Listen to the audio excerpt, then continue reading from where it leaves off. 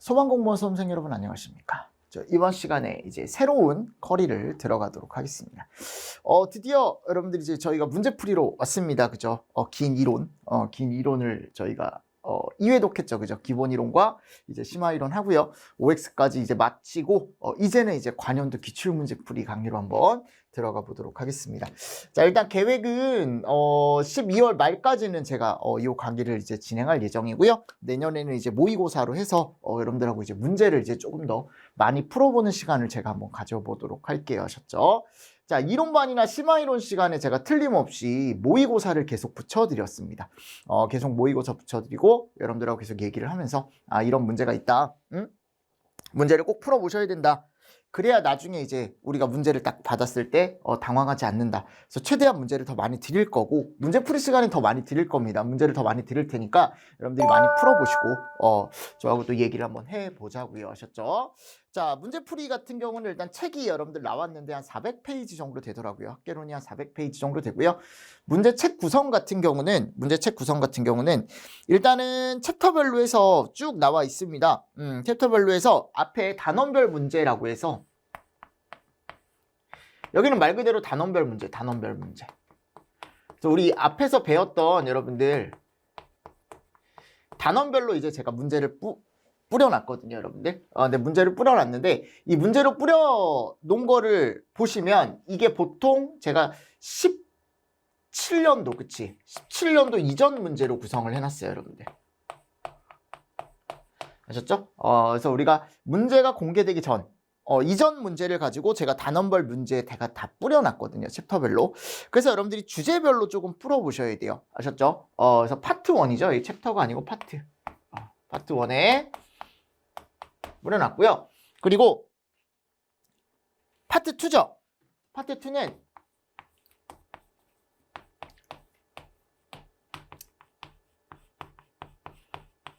요거야, 여러분들. 최신기출.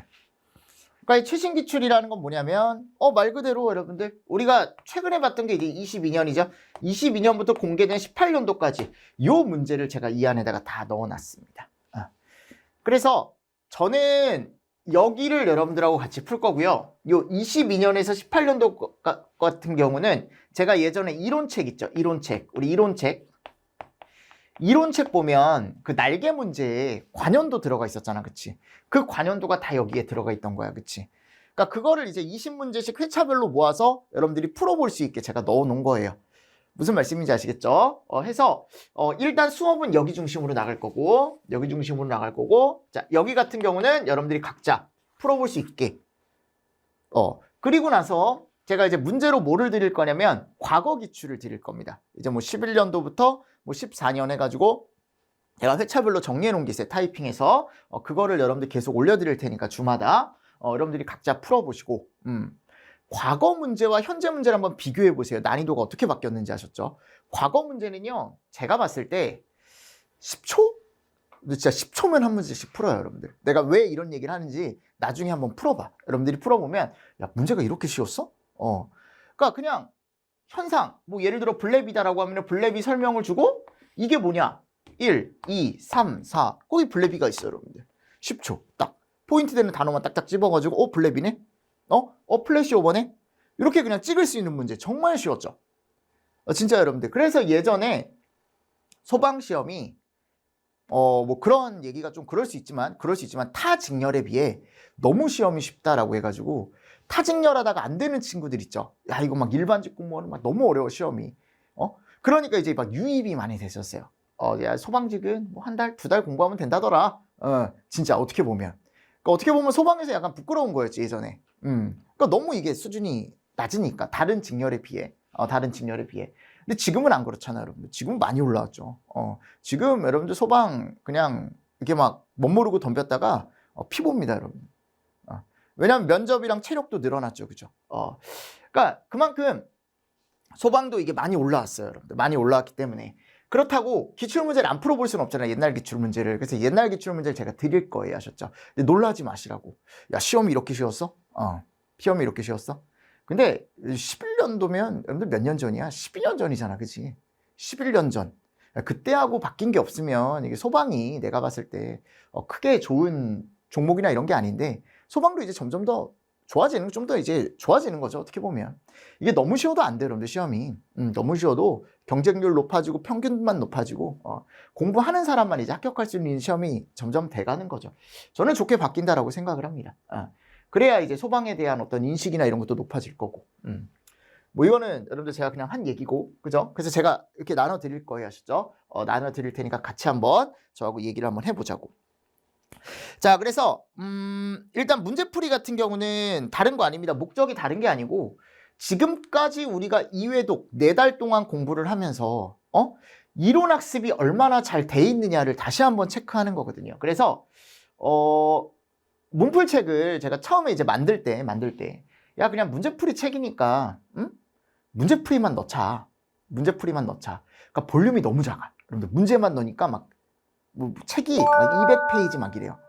그 너무 적잖아, 여러분들. 그래서 뭐를 한 번 더 넣냐면 얘를 한 번 더 넣습니다. 요거. 이론 정리 한 번 더 넣습니다. 그러니까 여러분들 지금 내가 3번 해주는 거야, 이론을. 당연히 1회독 때 제일 정확하게 했고 제가 좀 더 자세하게 했고 그리고 조금씩 이렇게 줄여 나갔잖아요. 그러니까 3회독 한 번 더 해드리는 거야. 아셨죠? 그러니까 같이 하는 거죠. 어떻게 보면 같이 하는 거니까 앞에 있는 내용들에 가보면 제가 틀림없이 챕터별로 박스치기 문제를 다 넣어놨어요. 그러니까 여러분들이 어떻게 하는 거야? 이거를 혼자 채워보시는 거야. 수업 진행하시면서 제가 앞에다가 이렇게 띄워놓을 거야. 그러면 내가 여기다가 이제 뭐가 들어갈까요? 라고 물어보면서 이제 부연 설명 진행하거든요. 그럼 여러분들 채울 수 있는 사람들은 그냥 채워보시고 부연 설명 필기할 거 필기하시면서 다시 한번 이론 정리해 주시는 시간이다라고 생각하시면 돼요. 대신에 더욱더 빠르게 진행할 겁니다. 아셨죠? 이론은 최대한 빠르게 넘어갈 거예요, 여러분들. 왜냐면 2회독을 이미 했기 때문에. 그치? 2회독 더 하신 분들도 있을 거예요. 제가 며칠 전에 이제 메일이나 이런 걸 받았는데 이론만 계속 돌리시는 분들도 있다고. 기본 이론을 계속 돌리시는 분들도 있더라고요. 오케이, 그것도 괜찮은 방법입니다.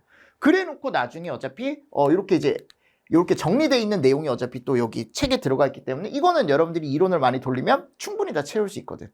충분히 다 채울 수 있는 내용들이니까. 그래서 여기는 최대한 빠르게 갈 거예요. 아셨죠? 최대한 빠르게 가고 어차피 문제풀이반이다 보니까 문제풀이를 통해서 다시 한번 회독을 제가 시켜드릴게요. 아셨죠? 다시 한번 회독을 시켜드릴게요.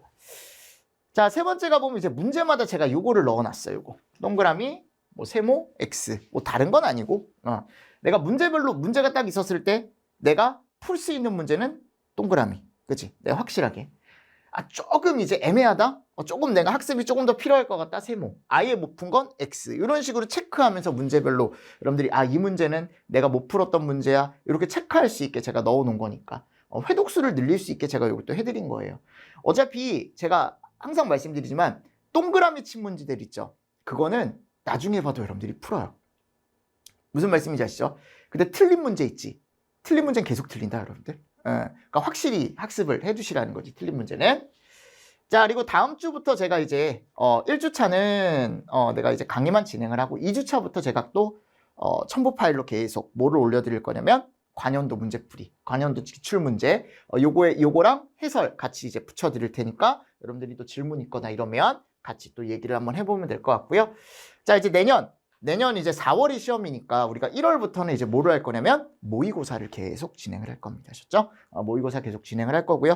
온라인만이다 보니까 뭐 특성상 직접 와서 저하고 같이 제가 앞에서 타이머를 켜드리고 시간이 몇 분 남았다 이렇게 멘트는 못하지만 꼭 집에서 25문제니까 저희 모의고사 반부터는 내가 이 25문제를 몇 분 안에 25분 안에 풀 수 있는지 이거 꼭 체크하셔야 됩니다. 아셨죠?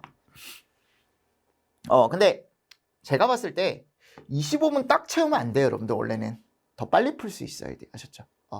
더 빨리 풀 수 있어야 돼요. 그래서 저는 한 25문제면 그래도 20분 내로는 풀 수 있어야 다른 쪽에서 이제 좀 세이브할 그게 생기지 않을까. 근데 뭐 풀어보면요. 나중에 풀어보면 20분 안 걸리는 친구들도 되게 많아요. 아셨죠? 그러니까 왜냐하면 이게 또 너무 25분 딱 채우다 보면 마킹할 때 또 엄청 급하게 해야 되고, 그지? 그러니까 확실한 문제는 저는 먼저 마킹을 하는 것도 괜찮다라고 생각을 합니다. 확실한 문제는. 근데 또 마킹을 또 그렇게 하다가 내가 1번 문제에 마킹을 해야 되는데 이게 마킹지가 생각보다 여러분들 딱 이렇게 놓고 보면은 2번, 3번, 4번 이렇게 쭉 있잖아요. 그 번호별로 이제 마킹지 오른쪽에다 내가 1번에다 체크를 해야 되는데 이게 정신이 없으니까 이제 2번에다 체크하고 이런 경우가 되게 많거든요. 그래서 마킹 실수가 나올 수도 있으니까 한꺼번에 해라라고 하는 친구들도 있고, 그러니까 이거는 본인만의 이제 성향이야.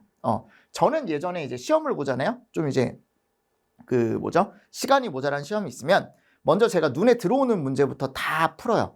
그러니까 어차피 확실한 거야. 그런 것들 확실한 건 다 마킹하고 있어요, 저는. 그리고 아리까리한 건 이제 나중에 마킹하고. 그래서 뭐 그런 식으로 이제 여러분들이 나중에 이제 연습을 꼭 하셔야 돼요, 이거는. 그래서 2024년 1월부터는 그런 식으로 이제 모의고사만 여러분들 저하고 같이 얘기를 할 거다, 라고 얘기를 했고, 이 모의고사만은 제가 계속 이제 고민 중인 게 뭐냐면, 지금 문제가 20문제에서 뭘로 바뀌었어요? 25개로 다 바뀌었잖아요, 그죠? 그러니까 작년에 내가 20문제로 만들어놨던 문제들이 어떻게 보면 뭐 당연히 그걸 또 개정을 하거든요. 제가 개정을 하는데 의미가 없어졌어요. 그러니까 또 다시 세팅을 해야 돼. 그러니까 이게 시간적 여유가 없다면 책보다는 제가 그냥 프린트로 나갈 수도 있어요. 아셨죠? 그러니까 요거는 제가 한번 고민해 볼게요. 어떻게 할지. 아직 결정을 못 내렸거든요. 이게 25문제로 내가 이게 구성을 할 때 좀 힘들면 그냥 프린트로 여러분들 나갈 수도 있다라는 거 하나 생각을 좀 해주시면 좋을 것 같고요. 뭐 웬만하면 책으로 내는 게 좋다라고 얘기를 하는데 모르겠습니다. 그거는 제가 한번 고민을 한번 해볼게요. 그래서 문제풀이 같은 경우는 이제 우리가 먼저 체크할 게 요건데 요거 아마 저희 책 앞에 맨 앞에 여기 있을 거예요. 박스에. 근데 쭉 가보면 이건 이제 20문제 기준으로 했을 때 우리가 기출문제가 이런 식으로 나왔다라는 걸 제가 앞에다 넣어 놓은 거죠. 그죠? 그래서 조직론이 계속 나오다가 이때 조직론이 안 나왔어요. 마지막에. 최근에. 그죠? 근데 내가 어차피 가장 중요한 건 여기라고 했고, 그죠? 연소와 화제가 가장 중요하다라고 했고, 그 외의 것들에서 이제 시험 문제가 나오는데, 자, 지금 갔을 때 우리가 문항수가 늘어났다. 틀림없이. 25문제로 증가를 했잖아요. 그죠? 그럼 25문제로 증가를 했으니까, 틀림없이 어디서든 한 문제나 두 문제씩 더 증가를 해서 시험 문제가 나올 거다라는 거거든. 맞습니까? 그럼 조직론도 여러분들 충분히 이제 나올 거예요. 조직론은 원래 계속 나왔었어요. 계속 나왔었으니까 충분히 여기서도 나올 거예요, 여러분들. 그러니까 조직론이라는 건 이제 뭐 소방의 역사라던가 또는 소방 공무원법에 대한 거라던가, 맞습니까? 그 뒤쪽에 나와 있었던 내용들이 아마 틀림없이 나올 거고, 저는 늘 거라고 확실하게 예상하는 게 뭐냐면 여기. 계속 얘기하고 있습니다, 학생들한테. 소화론과 소방시설론은 25개로 됐으니까 저는 더더욱 비중이 증가할 거다라고 생각을 합니다. 당연히 여기서 증가할 수도 있는데요. 연소와 화재는 지금도 비중이 괜찮습니다. 높아요, 여러분들. 높습니다. 뭐 화재 이론 더 나올 수도 있겠죠. 여기는 비중이 이미 높기 때문에 늘릴 거면 뭐 여기서도 늘릴 수 있겠지만 가장 가능성 높은 곳은 난 여기다. 그죠? 그러니까 소방 공무원들이요, 직접적으로 하는 일이 대부분 구조 구급대원 제외하고는 보통 이제 진압이 제일 많잖아요. 그죠? 그러니까 화재 진압대원들, 우리 솔직히 얘기하면 내가 이제 우리 딸내미한테도 이제 물어봐도 소방공무원 아저씨들이 뭐해? 라고 물어보면은 다 불 끈다라고 얘기하거든, 제일 먼저. 그러니까 핵심 업무란 말이야. 그러니까 내가 봤을 때 여기가 조금 더 비중이 좀 더 높아지지 않을까. 그리고 요즘 뉴스에서 내가 소방시설에 대해서 얘기 많이 한다 그랬잖아요. 뭐 스프링클러라던가. 맞나요? 그래서 여기 쪽이 분위기상 저는 여기서 5문제가 더 나와도 저는 나쁠 게 없다라고 생각을 합니다. 제 생각이야, 여러분들. 개인적인 견해입니다. 개인적인 견해. 뭐 무조건 그렇다라는 게 아니고. 뭐 하여튼 그래서 여기가 조금 더 중요해지지 않을까. 저는 그렇게 생각을 하고 있습니다. 그래서 기출문제 분석은 여러분들이 참고로 해서 한번 보시고, 왜냐하면 예전에도 제가 한번 말씀을 드렸던 적이 있기 때문에. 자, 목차에 가보면 이런 게 나와 있어요. 여기 이제 파트 1에 대한 목차예요. 연소, 화재, 화재조사, 위험물, 소화론, 소방시설론, 재난관리법, 소방조직론 및 구조, 응급법률, 그리고 기타 문제. 기타 문제는 여기 해당되지 않는, 과거에 나왔지만 최근에는 나오지 않는 문제들. 근데 기출이라 한 번은 여러분들이 체크를 해야 되는 문제들을 제가 여기다 넣어놨고, 나머지 여기 위에 가보면 얘네들이 이제 핵심 내용들이죠. 그죠? 요 핵심 내용들에 대한 문제풀이를 한번 진행을 해보는 과정이다 라고 생각을 하시면 될 것 같아요. 아셨죠? 자, 그래서 우리 책에 가보면 페이지를 한번 가볼게요. 그러면 거기 페이지 6페이지 한번 가볼게요. 6페이지. 거기에 이제 뭐가 있냐면 챕터 1. 자, 연소부터 한번 들어가 보도록 하겠습니다. 자, 여러분들이 학습이 잘 돼 있는지, 우리 학생들이 학습이 잘 돼 있는지, 제가 이론이나 심화 이론은 좀 급해요. 여러분들 진도가. 그래서 좀 빠르게 하는데, 여기는 여러분들 좀 천천히 한번 해볼게요. 자, 비중과 증기 비중입니다. 그죠? 자, 비중을 우리가 S라고 얘기를 하고요. 그죠? 여기다가 여러분들이 오른쪽에 식을 보고 이게 비중이다. 여기가 증기 비중이다. 이렇게 채울 수 있으면 되는데, 자, 비중에서 중요한 거는 뭐를 비교로 내가 여기 갔을 때, 자, 기준 물질, 비교가 아니고 기준 물질이 뭔지가 중요하다라고 했죠. 그래서 물을 기준으로 하는 거야. 그래서 물의 밀도라던가 또는 물의 비중량이라는 걸 비교하는 거죠. 그래서 물의 밀도가 1000이에요. 1000. 비중량이 9800입니다. 뭐 이걸 외울 필요는 없지만 그냥 참고해서 알아두십시오. 그러니까 얘는 고정값이야. 그리고 나서 위에다가 어떤 물질의 밀도, 이건 무슨 물질인지 나도 몰라 여러분들. 문제에서 줄 거예요. 또는 어떤 물질의 비중량을 넣어준다면 나는 물과 이 물질의 밀도나 비중량을 비교하는 거지. 그치? 그래서 내가 이걸 구하는 이유가 뭐라 그랬어요? 이 비중을 왜 구하는 거야? 그것만 알면 돼. 비중 왜 구하는 거예요? 뭐와의 무게를 비교하기 위해서? 물과의 무게를 비교하기 위해서. 그래서 내가 이 비중이라는 값이 1보다 크면 물보다 무거운 물질이다라고 제가 얘기를 했었고, 비중이라는 놈이 1보다 작으면 물보다 가벼운 물질이다라고 제가 틀림없이 말씀을 드렸었죠. 그리고 얘는 무슨 수예요? 무차원수입니다. 무차원수라는 건 뭐가 없다라는 거야? 단위가 없다라는 거. 그치? 그래서 S가 1보다 크면 물보다 무거워요.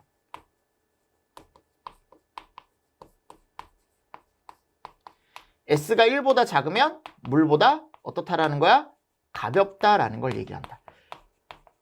우리가 비중을 이렇게 얘기하는 거야. 이렇게 우리가 얘기를 할 수가 있다라는 거고. 자, 다음 이제 뭐예요? 증기 비중이라는 게 나와요. 여러분들 비중과 증기 비중의 가장 큰 차이. 비중은 물을 기준으로 하지만 증기 비중은 뭘 기준으로 하냐면 얘를 기준으로 합니다. 그치? 그럼 공기 분자량은 몇이에요? 29죠. 맞습니까? 그럼 공기 분자량이 29고, 자, 위에 어떤 물질의 분자량이 들어오는데, 이 물질의 분자량을 우리가 보통 뭐라고 얘기를 하냐면, 뭐 예를 들어 기체 쪽을 얘기 많이 하고, 왜냐면 증기 비중이니까 기체 쪽을 얘기하는 거죠. 예를 들어 제가 예전에 CO2 예를 들었었죠. 자, 이게 만약 44다라는 걸 이제 알고 있어요, 여러분들. 그러면 44와 29를 나눴을 때 얘가 1.5 정도가 나오거든요. 그럼 우리는 결론은 공기와 비교했을 때 CO2는 몇 배 무겁다? 1.5배 무겁다. 이런 게 나온다 그랬죠. 즉 증기 비중이 1보다 크면 공기보다 무겁다라는 거고, 증기 비중이 1보다 작다라는 건 공기보다 가벼운 물질이다라는 걸 여러분들이 알 수 있다라는 것 정도만 정리하시고 넘어가 주시면 됩니다. 두 번째, 물질의 성질이 변하지 않고 모양만 변하는 걸 우리가 뭐라고 하죠? 이거 무슨 변화라고 하죠? 그렇죠. 물리적 변화라고 얘기하죠. 그래서 가장 대표적인 게 뭐야? 얼음이 물이 되고 물이 수증기가 되고. 맞습니까? 이걸 우리가 뭐라고 한다고? 물리적 변화라고 합니다. 그러니까 물리적 변화는 성질은 변하지 않습니다. 겉모양만 계속 변하는 거야. 근데 반대로 물질의 모양과 성질이 다 변하는 거, 얘를 우리가 무슨 변화라고 합니까? 화학적 변화라고 얘기합니다. 맞습니까? 그래서 모양도 변하고 성질도 변하고, 이걸 우리가 화학적 변화라고 얘기하는데, 자, 화학적 변화의 대표적인 두 가지 반응이 있습니다. 걔가 이제 뭐냐면 발열이라는 게 있고 뭐가 있어요? 흡열이라는 게 있습니다. 그쵸? 자, 발열이라는 건 에너지를 외부로 방출하는 반응이다라고 해서 반응물의 에너지가 생성물의 에너지보다 크대요. 얘가 발열. 그치? 얘가 흡열. 외부로부터 빨아들이는. 근데 내가 발열이 중요하다 그랬어요? 흡열이 중요하다 그랬어요? 발열이 훨씬 중요합니다. 왜냐하면 외부로 열을 방출하는 반응이기 때문에. 그래서 내가 얘를 그래프로 한번 그려보자. 이 그래프를 여러분들이 볼 수 있어야 된다. 그래서 내가 만약 발열이다.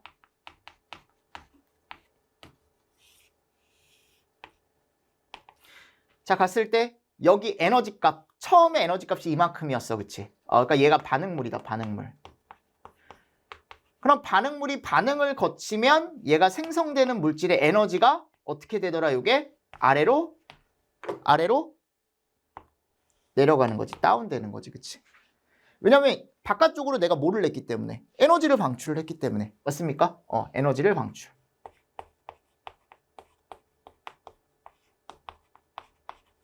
그치 여러분들? 에너지를 방출했기 때문에 내가 여기 얘기했던 총 에너지가 어떻게 됐다? 떨어졌다라는 거. 자, 만일 무슨 반응이다 이제 흡열 반응이다라고 하면은 그래프가 어떻게 된다 그랬어요? 요게 반대로 된다 그랬죠. 즉 무슨 말이에요? 여기 반응물이 여기 있으면 자, 생성되는 생성물이 어디로 가더라? 이렇게 위로 쭉 올라가더라. 왜냐하면 주변에 있던 에너지를 어떻게 한다? 얘는 빨아들인다. 그치? 얘는 에너지를 흡수하는 거지. 그래서 에너지가 오히려 더 올라가더라라는 거. 맞나요? 그래서 얘를 우리가 발열, 얘를 우리가 이름을 뭐라 그래요? 흡열이라고 얘기합니다. 그래서 발열 반응과 흡열 반응에 대한 것들은 정리를 하실 때 이 정도로 정리를 좀 해주시면 되고, 그래서 항상 반응물과 생성물의 관계를 봤을 때 반응물의 에너지가 더 크고 얘는 생성물의 에너지가 더 크더라. 그래서 발열 반응의 가장 대표적인 게 뭐가 있다 우리? 이것 때문에 제가 발열 반응이 중요하다라고 얘기를 했던 거예요. 됐죠? 자, 됐죠? 두 가지 비교할 수 있어야 되고. 자, 비열 정의 알고 있어야죠. 우리가 비열은 어떤 물질 1kg 또는 1g을 열량, 여기 가봐 여러분들. 1kg을 내가 온도 1도씨 올릴 때 필요한 열량 값을 얘기한다. 그치? 킬로칼로리 값. 또는 어떤 물질 1g을 1도씨 올릴 때 필요한 열량 칼로리 값을 얘기한다. 얘를 우리가 뭐라고 한다? 비열이라고 하고 기호로 뭐라고 쓰냐면 C라고 씁니다. 비열을 우리가 기호로 뭐라고 쓴다고 여러분들? C라고 써요. C. 자, 물의 비열값. 내가 이거 암기하라 그랬죠, 여러분들. 물의 비열값은 몇이에요? 1입니다. 이 무조건 암기해야 돼요. 아셨죠? 또는 그람, 우리가 칼로리에 그람의 도씨. 자, 수증기 비열은 요게 몇이야, 여러분들? 0.6. 얼음의 비열은 몇이에요? 0.5다라고 되어 있죠. 그러니까 이게 단위가 지금 칼로리에 그람의 도씨, 칼로리에 그람의 도씨 이렇게 될 수도 있어요. 그러니까 이게 킬로칼로리일 수도 있고 뭐일 수도 있어요? 칼로리일 수도 있는 거지. 맞나요? 그래서 이 정도 여러분들 정리를 조금 해주시면 좋을 것 같습니다. 뭐 이 내용은 여러분들 어렵지 않게 정리가 가능할 것 같고, 자 5번 가볼게요. 물질의 상태 변화 없이 온도 변화에만 필요한 열량이다. 얘 이름이 무슨 열량이야, 여러분들? 상태 변화는 없대요. 온도 변화에만 필요하대. 자, 이때 필요한 열량을 우리가 무슨 양이라고 합니까? 현열량이라고 얘기한다. 무슨 양이요? 현열량. 이거 여러분들 꼭 알 수 있어야 돼. 꼭 알고 있어야 되는 내용이에요. 제가 물어보는 이유가 당연히 답할 수 있어야 되는 거야. 뭐 당연한 건 없지만 나는 당연하다라고 생각하면 이 정도는 알고 있어야지 지금. 지금 우리가 몇 번을 했는데 이거를. 그지? 현열량. 그러니까 상태 변화 없이 온도 변화에만 필요한 열량이다라고 해서, 그래서 얘는 칼로리나 킬로칼로리로 구하는데 공식이 Q는 시멘트. 그래서 내가 여기에 항상 뭐가 들어간다 그랬어요? 여기 온도차가 들어간다 그랬잖아. 그치? 이 온도차가 들어가는 이유는 뭐다? 얘가 있기 때문에. 틀림없이 온도 변화가 있을 거야. 뭐 0도에서 100도가 됐다라고 한다면 100에서 0도, 그치? 100도만큼의 온도 변화가 생긴 거니까 그때 여기다가 100도를 넣어줘야 되는 거죠. M은 뭐야? M. 요거는 무게예요, 무게. 그죠? 문제에서 줄 거예요. C가 이제 뭐냐면 요게 아까 얘기했던 뭐예요? 비열값이죠. 요 C가 이제 비열인 거지. 그래서 요게 물이면 1, 수증기면 0.5, 얼음이면 0.5, 수증기면 0.6, 얼음이면 0.5 이런 식으로 가는 거죠. 그래서 요거는 이제 문제에 따라 우리가 뭐를 풀 수 있어야 되냐면 계산 문제를 풀 수 있어야 돼. 아셨죠? 계산 문제. 자, 6번째 이제 뭐가 나와요? 잠열량이라는 게 나와. 잠열량. 자, 잠열량은 온도 변화가 없대요. 그리고 뭐에만 필요하대 지금? 상변화 시에만 필요한 열량이래. 그죠? 상태 변화에만 필요한 열량이다라고 되어 있죠. 그래서 우리가 얘는 없고 상변화만 필요하다라고 했으니까 우리가 물에서 수증기가 되거나 또는 물이 얼음이 되거나 맞습니까? 자, 이때 필요한 열량을 우리가 잠열량이라고 얘기하는데, 자, 잠열량은 그래서 두 가지가 있는데 우리가 알아야 될 잠열량 값이, 자, 잠열 값을 알고 있어야 된다. 융해잠열이라는 게 있습니다. 자, 융해잠열은 어디에서 어디로 갈 때 상태 변화 시에 필요한 열량이냐면, 물로 예를 들면 얼음에서 어디로 갈 때? 물로 갈 때. 즉 어디? 고체에서 어디로 변할 때? 액체로 변할 때 필요한 열량. 그치? 그래서 물이 녹기 위한 융해열, 상변화를 일으킬 때 필요한 융해열. 얘가 몇이라 그랬어요? 80이라 그랬죠. 그죠? 자, 마찬가지예요. 내가 물이 이번에는 수증기가 되는 거야.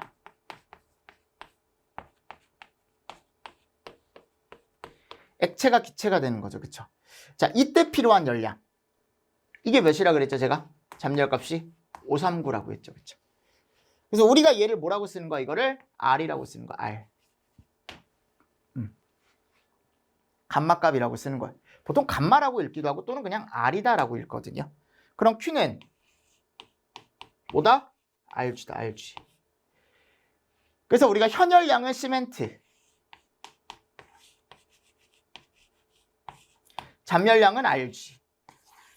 맞습니까? 이 두 가지 공식은 현열량 공식과 잠열량 공식이다라고 해서 각각 알고 계셔야 되는 내용이다라고 제가 말씀을 드렸었어요. 기억하시죠? 그죠? 두 가지는 알고 있어야 되고. 자, 7번째, 이제 기체 법칙이라는 게 있는데, 자, 요거는 무슨 법칙? 보일의 법칙이라던가, 또는 샤를의 법칙이라던가, 또는 보일-샤를의 법칙이라는 게 있다 그랬잖아요. 그죠? 자, 이 기체 법칙은 우리가 실제 기체 쪽에선 사용을 하지 않습니다. 보통 무슨 기체? 이상기체 쪽에서 사용하는 공식이고, 이상기체의 세 가지를 고려한다 그랬죠. 첫 번째 무슨 압력? 절대압력. 그지? P. 절대압력 P. 그리고 최적. V. 부피. 그리고 온도는 온도인데 무슨 온도야 여러분들? 무조건 절대온도.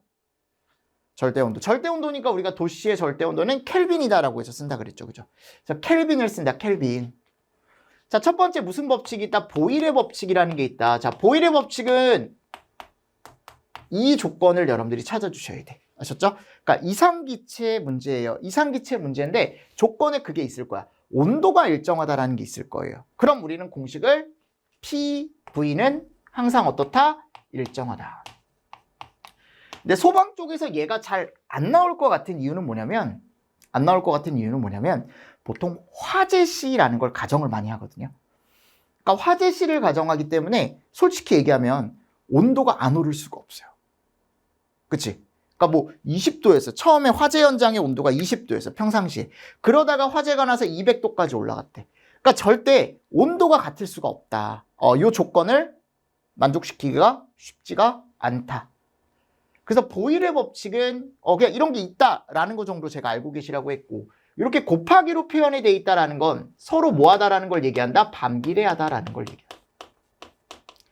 즉 온도가 일정할 때 압력과 최적은 서로 반비례한다. 요거는 맞는 얘기다. 그래서 얘를 우리가 무슨 법칙이라고 한다? 보일의 법칙이라고 얘기하는 거야. 그렇지? 자, 두 번째 샤를입니다. 샤를. 자, 샤를의 법칙은 온도 한번 일정하게 나봤으면 나머지 압력이나 최적도 한번 일정하게 나보는 거거든요. 그래서 예를 들어 압력이 일정하대, 최적이 일정하대. 그런 공식은 T분의 V는 일정하다. 여기는 T분의 P는 일정하다. 얘가 샤를이에요. 아셨죠? 그래서 압력이 일정하니까 식에 뭐가 있으면 안 된다? P가 있으면 안 되고, 최적이 일정하니까 최적이 있으면 안 된다 그랬죠. 그죠? 그래서 얘를 우리가 샤를이라고 하는데, 샤를 같은 경우는 여러분들이 또 하나 보셔야 될 게 뭐냐면, 일단 나누기로 돼 있기 때문에 얘네는 서로 비례하는 거야. 무슨 말이냐면 압력이 일정할 때 최적과 절대 온도는 비례한다. 맞는 거예요, 여러분들. 최적이 일정할 때 압력과 온도는 비례한다. 맞는 거라고. 이게 이제 무슨 법칙이라고요? 샤를의 법칙이라고요. 근데 제가 이렇게 세 개가 나와 있지만, 여기 지금 세 개가 나와 있잖아요. 보일의 법칙 하나, 샤를의 법칙 두 개가 나와 있지만, 얘보다 더 중요한 게 이 3번. 무슨 법칙? 보일 샤를. 그치? 얘가 제일 중요하다 그랬죠? 자, 보일 샤를은 뭐예요? 보일의 법칙과 샤를의 법칙을 한꺼번에 이제 우리가 볼 수 있는 공식 중에 하나인데, 자, 보일 샤를의 법칙을 우리가 보통 얘기할 때 피부과 선생님, 그치? PVT. 얘가 일정하다. 맞나요? 피부과 티처가 일정하다. 피부과 선생님이 일정하다. 그럼 P1, V1, T1은 P2, V2, T2다. 맞습니까? 자, 요게 이제 뭐다? 보일 샤를이다. 자, 이걸로 보일의 법칙 볼 수 있다 그랬죠. 어떻게? 보일의 법칙은 제가 뭐가 일정하다 그랬어요, 아까? 온도가 일정하다 그랬죠, 그죠? 자, 온도가 일정하니까 얘를 없애는 거야. 그럼 보일의 법칙 나. PV는 일정하다. 압력이 일정하대요. 얘 일정하게 보는 거죠. 그럼 T분의 V는 일정하다. 그치? 최적이 일정하대. T분의 P는 일정하다. 어차피 이걸 보면 보일의 법칙도 알 수 있고 뭐도 알 수 있다? 샤를의 법칙도 알 수 있다라고 제가 예전에 말씀을 드렸죠. 그래서 얘를 풀면 봐봐. 최적은 압력에는 뭐 하는 거예요? 곱하기니까 반비례하고 온도에는 비례하는 거죠. 그죠? 그러니까 얘가 뭘 나타낸 거다? 보일-샤를의 법칙을 말로 나타내면 이렇게 나타낼 수 있다. 기체의 최적은 압력에 반비례하고 뭐에 비례한다? 절대 온도에 비례한다라는 걸 우리가 무슨 법칙이라고 한다? 보일-샤를의 법칙이라고 얘기한다라는 것도 같이 정리를 해주시면 좋을 것 같아요. 됐나요? 요거 하나 잘 보시고. 자, 그리고 나서 네 번째 제가 여기다가 참고로 하나 써드릴게요. 우리 이 공식 있죠?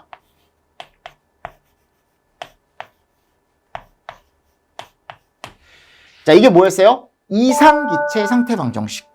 그러니까 올해 시험 문제가 나왔어요, 요게. 요게 시험 문제가 나왔지만 뭐 또 나올 수도 있죠. 또 나올 수도 있지만 제가 봤을 때 이런 형태의 문제는 한 번 더 나올 것 같지는 않거든요. 왜냐하면 시간이 너무 오래 걸리고 생각보다 풀기가 쉽지가 않다. 자, P는 압력, V는 최적, 그치? T는 절대 온도야. 그럼 우리가 봐야 될 거 요거. R이 뭐라 그랬죠? R? 이상기체 상수. 요게 0.082.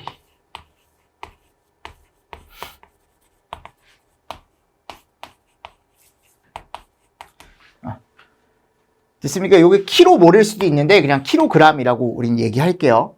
이상기체 상수 첫 번째. 자, 두 번째 또 8314라는 값이 있어요. 8314. 근데 8314는 단위가 좀 틀려요. 이게 단위가 여긴 ATM이잖아. 여긴 주울이라는 단위를 써요.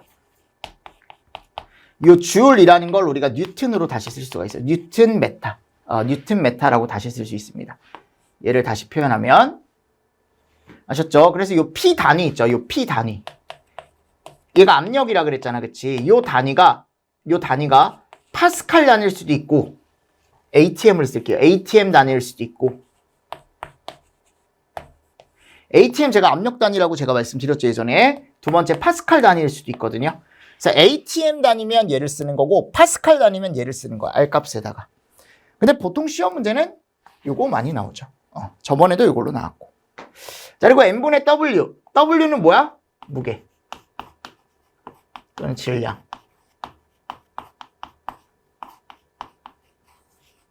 단위가 킬로그램이지, 그치? 자, 그리고 얘는 뭐야, 여러분들? 분자량이죠. 그래서 뭐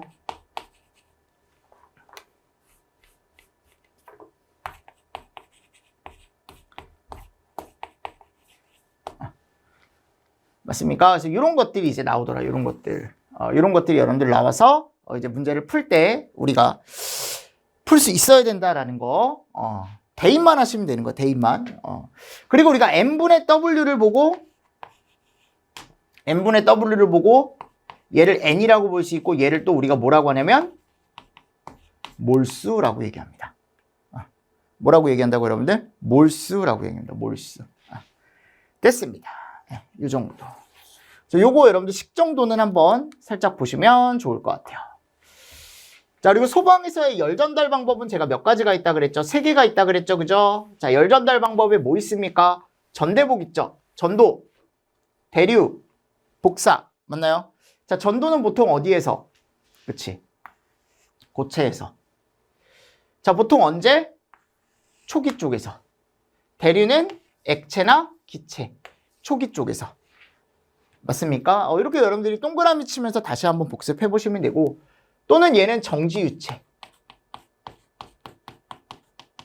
얘는 유동하고 있는 유체.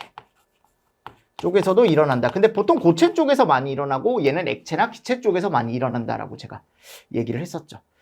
그리고 전도는 어떤 분자 간의 충돌. 그치? 얘는 분자의 직접적 이동. 이라고 얘기를 했었고, 그리고 대류는 스프링클러 헤드나 어디 감지기가 화재를 감지하는 원리가 대류다. 대류. 자, 이런 내용도 여러분들 들어가 있었죠. 그죠? 같이 정리할 때 해주시면 좋을 것 같고요. 자, 복사는 뭐가 존재하지 않는다? 매개체가 존재하지 않습니다. 열을 전달하는 매개체가 존재하지 않습니다. 아셨죠? 이거 꼭 알아두셔야 되고 절대온도에 몇 승에 비례한다? 4승에 비례한다. 그래서 우리가 이거 각각에 대한 뭐가 나와 있다 그랬죠? 식이 나와 있다 그랬죠? 그죠? 그래서 우리가 전도열을 구하는 공식이 있고 대류열을 구하는 공식이 있고 복사열을 구하는 공식이 있다. 이 공식들은 아직 실제적으로 시험 문제가 출제가 된 적은 없지만 간단한 어떤 숫자나 이런 걸로 충분히 출제가 될 수 있으니까. 그래서 내가 예를 들어 전도열이다라고 하면은